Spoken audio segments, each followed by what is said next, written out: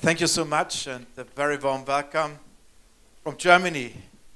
I feel very glad to be here in the very heart of Europe.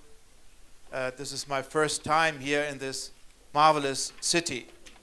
My distinguished colleagues told me that there is a Europe Square to symbolize that this is one of the most crucial melting pots. You have not just Slovakian roots, you have also Hungarian roots, and maybe this is the normality in Europe.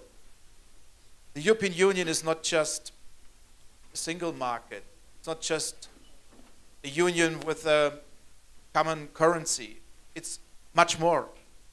The European Union is first and foremost a union of common shared values, and these values an obligation for all of us. Democracy, the rule of law. We are proud to say that we are based on cultural, religious, and ethnic diversity. The independence of judiciary, freedom of the press, freedom of opinion. This is not the normality on the global stage. This is exceptional. Democracy is under pressure on the global stage. And that's why we have to strengthen, and that's why we have to defend our common values. And thank you so much, František, for inviting me. You are a good friend, you are a distinguished colleague, and you are one of the proud defenders of our common values in the European Union. I never expected that I have to start a little speech with such a statement, because about years it was rather normal. We have had many controversial discussions on economy, on stability, on social convergence, many other issues, agriculture policy, cohesion funds. But it was really strange and sometimes depressing for me to see that a political consensus about our common values doesn't exist any longer. And that's why I count on you.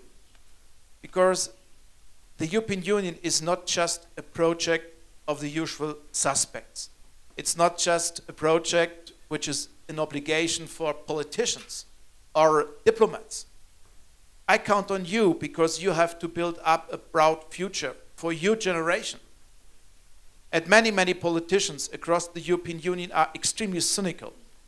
Nationalism and populism is an extremely huge challenge for all of us. I do believe that team play is the best outcome.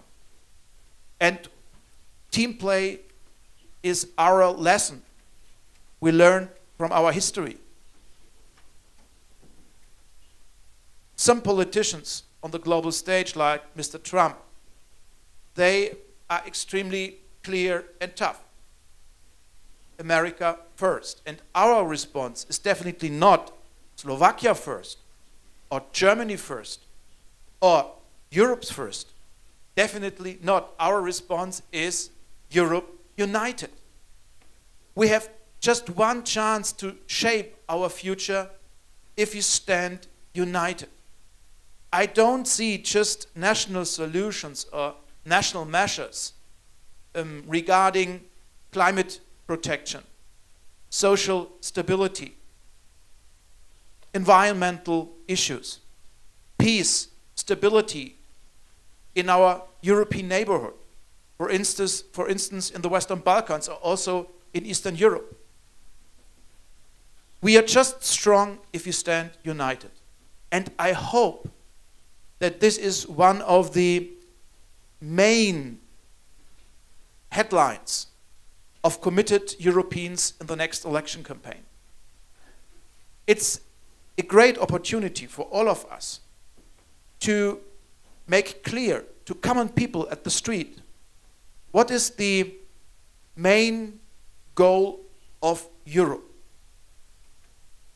Europe doesn't stand for bureaucracy.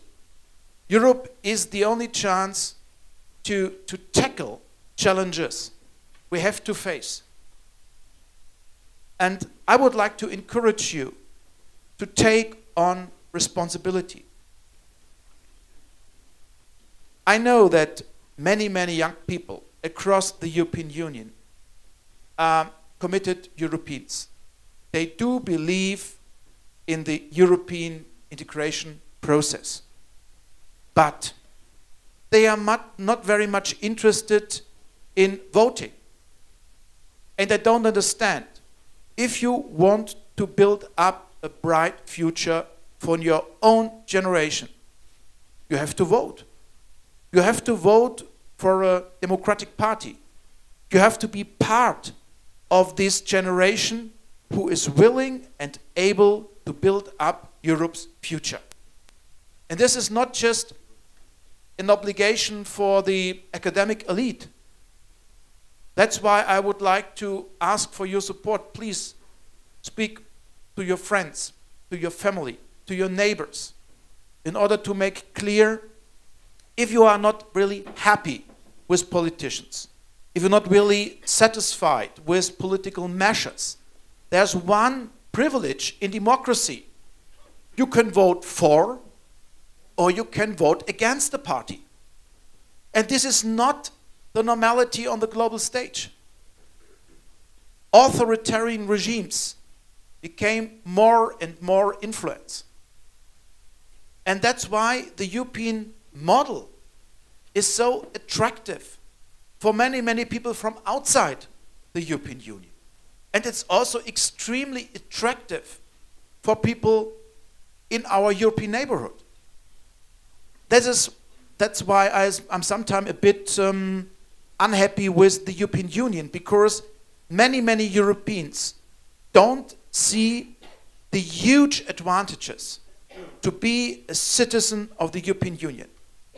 And for me, it's always encouraging if I have the privilege to meet young people, for instance, from the Ukraine, or from Georgia, or from Albania, or from Serbia, because they are not really happy with the political status quo.